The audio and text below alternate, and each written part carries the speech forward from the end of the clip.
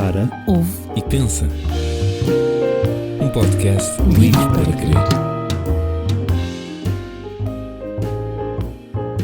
porquê, como, quando, quem.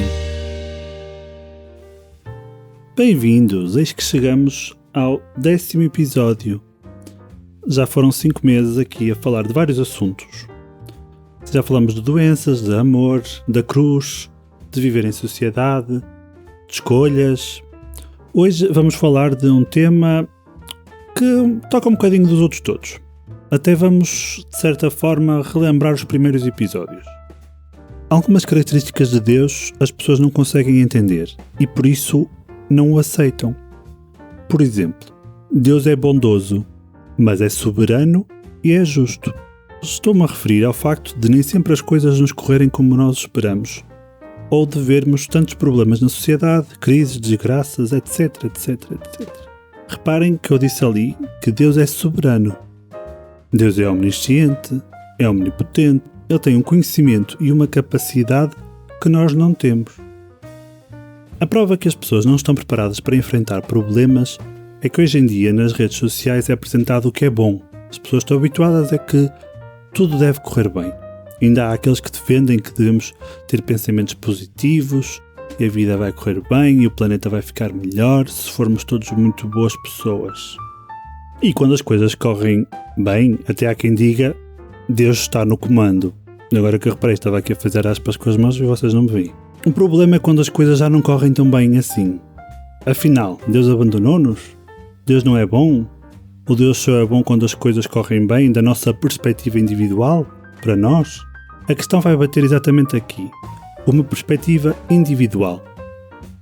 Nós não conseguimos ter um conhecimento de tudo o que acontece no mundo em simultâneo e por isso julgamos os acontecimentos de forma enviesada, apenas da nossa perspectiva.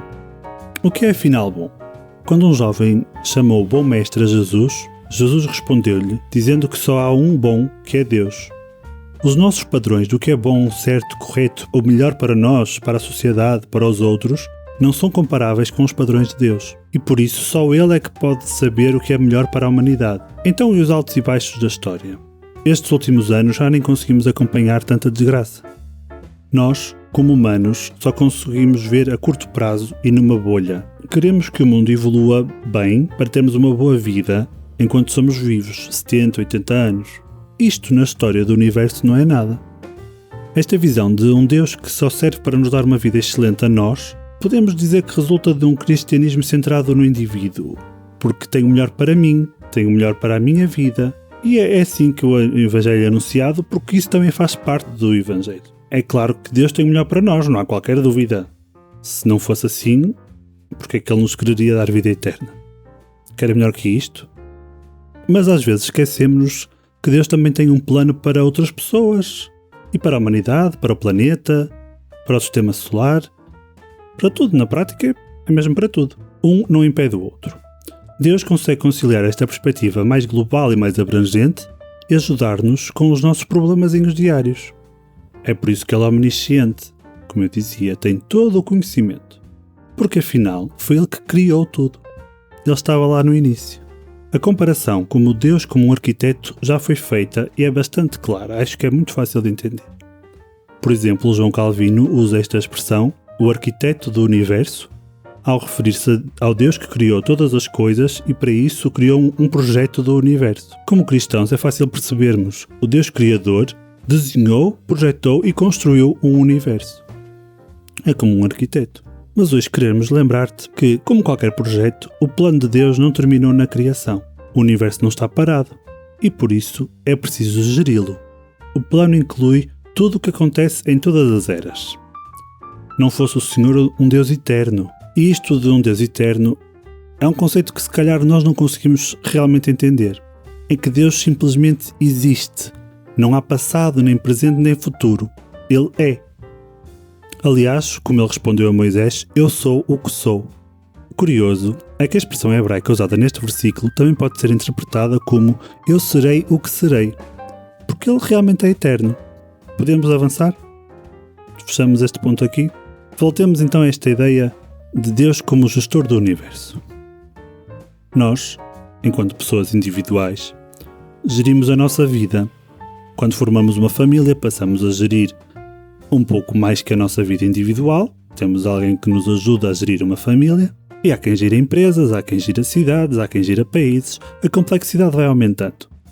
Mas uma coisa que se ouve sempre é que é preciso gerir para alcançar o bem de todos, o bem maior, o bem da família, da empresa, do país, etc. E como é que é isto do bem de todos, o bem comum? É que realmente há tantas ligações que se quiséssemos fazer um esquema como de todos os acontecimentos que se afetam mutuamente, nós não seríamos capazes. Mas está tudo ligado. Há o chamado efeito borboleta que nós conhecemos na teoria, mas realmente Deus é o único que consegue saber e ver todas as causas e consequências.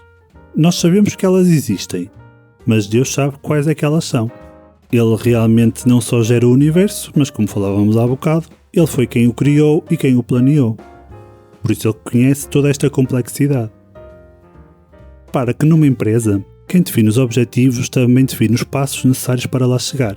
É a estratégia. Da mesma forma, Deus criou um plano para o desenrolar do universo e tudo o que há. Uma empresa tem uns recursos e um objetivo. E com isso define uma estratégia, um percurso, um caminho para chegar a esse objetivo. Deus tem os recursos todos e um objetivo. Nós gostávamos de saber o objetivo, mas na verdade nós não sabemos. Não sabemos qual o propósito da criação. Só sabemos o plano de Deus para o homem, que é a salvação. Jesus surge com uma estratégia, o caminho, para nós termos essa salvação. É parte do plano que Deus escolheu mostrar-nos, porque é a parte que nos interessa. Nós gostávamos de saber o plano completo. Mas, se só gerir uma empresa já é difícil para nós, quanto mais gerir a complexidade da criação. E deve estar agora a pensar, o que é que isto tem a ver com os desastres e as desgraças? É que tudo contribui para o plano de Deus. O que aos nossos olhos parece um desastre, para Deus é mais uma etapa. O final é bom, é o objetivo. Ainda que não nos pareça, porque nós não vemos o desenrolar do plano. Nós só vemos este período muito curto da história. Os que acham que Deus não é bom, não sei se é o teu caso, têm a tendência de ver tudo na sua perspectiva individual, como falamos no início. Se acontece alguma coisa que eu acho que não devia acontecer, então Deus falhou. Por exemplo, ainda se lembram da vida antes da pandemia? Reparem como houve uma mudança. A história tem vários momentos que parecem acelerar a própria história. São pequenas revoluções que mudam a sociedade e a humanidade. E lá vou eu voltar à empresa. É como uma empresa que passa por reformulações para não ficar estagnada no tempo e se ir adaptando. Deus também está a adaptar-nos e a preparar tudo para a próxima etapa do plano. Algumas coisas que já falamos nos primeiros episódios foram os sinais da vinda de Jesus. Lembra-te que Jesus é a solução, o caminho, a estratégia que Deus tem para o homem. Então, estes acontecimentos que aos nossos olhos parecem desgraças, é como se fosse Deus alertar-nos que Jesus está muito próximo. A Bíblia apresenta-nos partes do plano através de profecias. Por exemplo, os anúncios do nascimento de Jesus cumpriram-se. A morte e a ressurreição de Jesus também se cumpriram. O que podemos perceber é que as partes do plano que estão na Bíblia, que nos foram mostradas, são verdadeiras, porque já aconteceram. Então, o resto do plano, que nos está mostrado na Bíblia, que é a vinda de Jesus, também se há de cumprir. Não sobram dúvidas que Jesus vai mesmo voltar. E estes sinais que vemos hoje confirmam que avançamos para a etapa seguinte do plano. Para terminarmos, queria ler em Romanos 11, 33 a 36. Diz assim: Ó profundidade das riquezas, tanto da sabedoria como da ciência de Deus! Quão insondáveis são os seus juízos e quão inescrutáveis os seus caminhos! Porque quem compreendeu o intento do Senhor? Ou quem foi seu conselheiro? Ou quem lhe deu primeiro a ele para que lhe seja recompensado? Porque dele e por ele e para ele são todas as coisas. Glória, pois, a ele eternamente. Amém. Como podemos responder a esta pergunta? Quem compreendeu os intentos do Senhor? Parece uma resposta simples. Não podemos.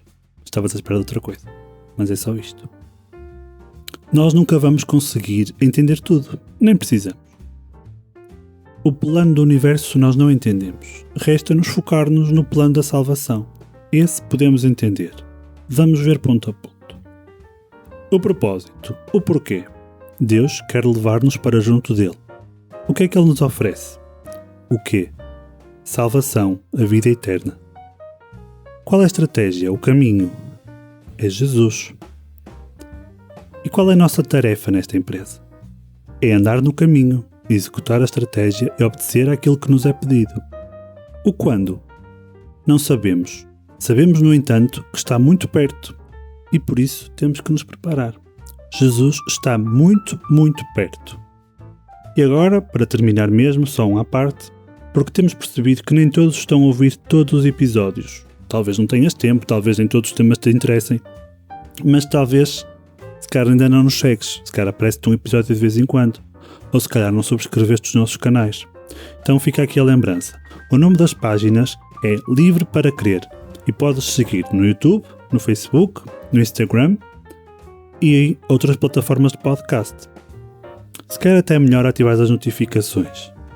Por exemplo, no Facebook e no Instagram, viste as publicações sobre o túmulo vazio durante a semana da Páscoa? Vai lá espreitar e ficamos por aqui. Até à próxima e que Deus te abençoe.